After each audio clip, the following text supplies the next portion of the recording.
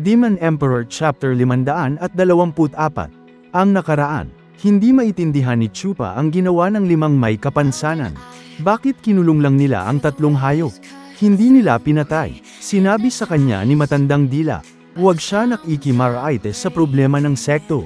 At huwag din tanong ng tanong dahil hindi sila close. Na-offend naman ego ni Chupa. Sumama tuloy mood niya sa 5 may kapansanan. Nagpapatuloy. Napakadali lang para sa amin ang patayin sila. Kaso mawawalan kami ng tubo at wala kaming kikitain dito. Kaya dadalhin namin sila sa pinuno ng sekto para siyang makapagdesisyon kung anong magandang gawin sa kanila. Ganun pala. Parang naintindihan na ni Chupa kung anong masamang binabalak nila. Parang si Huyu may masama siyang balak. Ngayon nakita ko ng gusto niyang gawin. Kidnap and ransom. Sa beast timing sekto.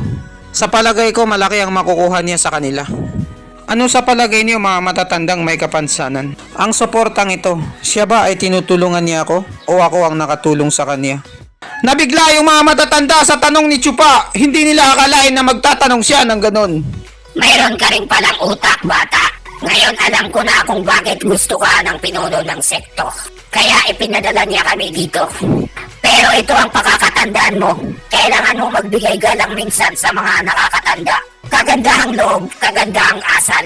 Ang pinuno ng sekto ay hindi isang anghel na mapagbigay. Maraming salamat po sa mga paalala niyo. Lagi ko pong tatandaan yan kahit saan ako mapunta.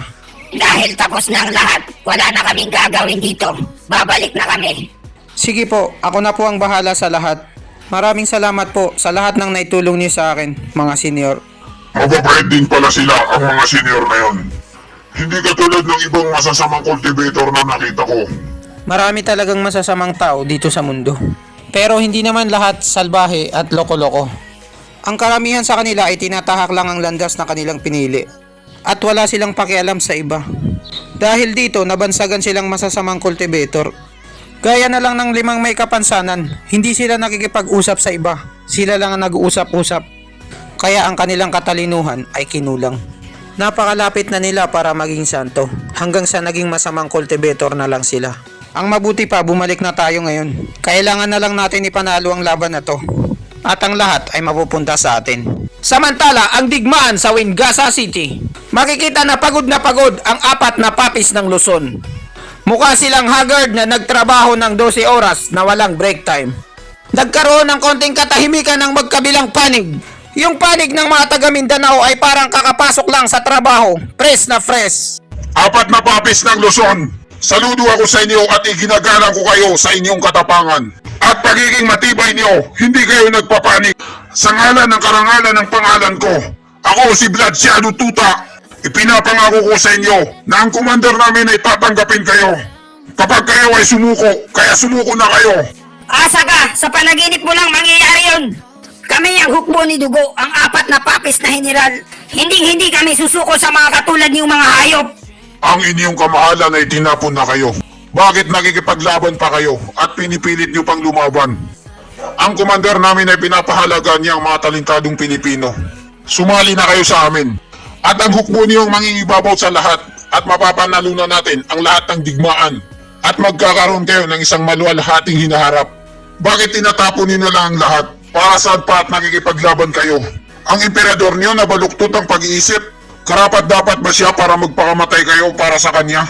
Hindi mo na kailangan magsalita pa ng marami.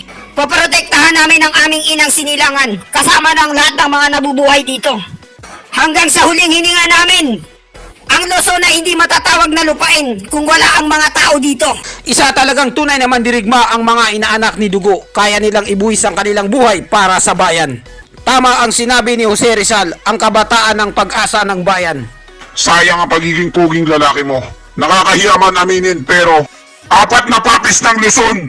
Ang araw na ito ay ang araw ng inyong katapusan. At bibigyan ko kayo ng magandang libingan. Lahat ng mga mandirigma, humanda kayo.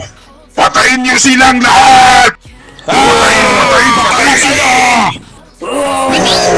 Patayin sila.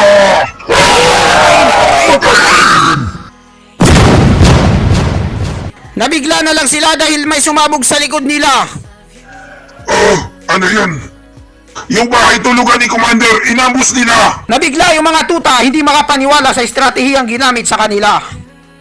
Ha ha ha ha! Sa wakas, ikalimang inaanak, gumalaw na siya! Sinong sinabi mong gumalaw? Nagulat si Vlad Shadow Tuta sa narinig niya kay unang inaanak. Mayroon pa pala silang ibang puwersa na tinatago at nilusob nila ang aming base. Paano nangyari yun? Isang patibong lang pala ang buong hukbo niyo at ang ibang kasamahan niyo ay nandun para sa biglang pag-atake. Hindi niyo nakita na ganito ang mangyayari, di ba? Hindi niyo alam na mayroon pa kaming isang grupo na tinatago. Pinamumunuan ito ni Kalimang Papi ng Luzon. Ito ang hukbo ng lumilipad na zombie. Ha ha ha! Hindi niyo alam na pain lang kami. Ano? Lumilipad na zombie baka mo? Aray! Bawa kayo! Aray ko! Para silang tinuhog na barbecue gamit ang laser beam. Aray! Maawa kayo! Marami akong pamilya!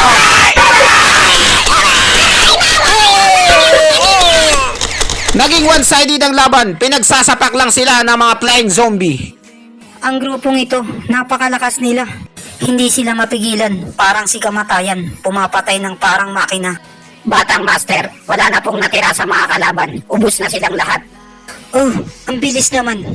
Ang natitira na lang ay yung tulugan ng Commander General nila. Hinihintay na lang namin ang yung utos. Sa lakas niyong yan, pasukin niyo na sila. At dakpin niyo na siya. Bakit tinatanong mo pa ako? Para saan? Batang Master, mahigpit pong ipinagbilin ni Stewardess Chupa na kayo ang mangunguna sa pagdakip para malaman ng lahat sa buong social media at sumikat kayo. At magiging laman ito ng lahat ng platform at newsfeed. Ikaw ang magiging usap-usapan ng lahat. Magta-trending ka sa puso nila. At i-heart like ka nila. Kuya Chupa, napakamaalalahanin mo talaga. Kahit na ang tagumpay na to ay hindi makakapagdulot sa akin ng saya. Pinuntahan na ni Yunhay ang base tulugan ng Commander General ng Hukbo ng Mindanao. Sinilip mo na ni Yunhay, baka may nag-ano sa loob. Masyadong tahimik sa loob. May isang nakatalikod na malaking mama na naghihintay sa kanya. Ito na kaya si General Tubo. Magandang umaga po sa inyo. Matagal ko na pong naririnig ang pangalan niyo sa aking amain. Sinabi niya sa amin na kayo daw ang karibal niya sa asawa sa buong buhay niya. Ngayon nakita ko ng pagmumukha mo. Isa lang ang masasabi ko, natalo na kayo sa digmaan na ito. Kaya ipapakiusap ko na sumama ka na lang sa amin. Huwag ka na magpumiglas para hindi ka masaktan. Gusto niyong mahuli ang Commander General namin na buhay? Naprank pala ng kalaban si Yunhay. Dahil hindi ito si Commander General Tubo. Ang Commander General namin ay alam niya ang tungkol sa inyo. Nasa mahinang posisyon kayo ngayon. Kaya ang pag-asa na lang para kayo'y manalo ay mapatay niyo ang Commander General namin. Naloko namin kayo! Ha ha ha ha ha! Bigla na lang nagkatinginan yung dalawa at natahimik. Parang love at first sight ang tinginan nila. Bakit? Bakit ka hindi na sorpresa sa prank ko sa'yo? Wala lang naman, hindi ko na kailangan masurpresa. Dahil alam ko na yan, mula nang simula pa lang. At dito nagtatapos ang chapter 524. Maraming salamat po sa panunood. Mag-subscribe para laging updated sa next chapter ng buhay ni Chupa.